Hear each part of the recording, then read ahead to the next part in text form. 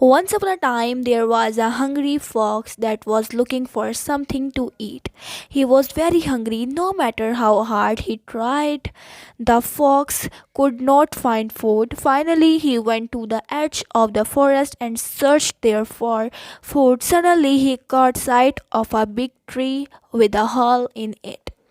Inside the hole was a package. The hungry fox immediately thought that there might be food in it and he became very happy. He jumped into the hole and when he opened the package, he saw there were a lot of food, bread, meat, and fruits in it. An old woodcutter had placed the food in the tree trunk while he cut down tree in the forest. He was going to eat it for his lunch.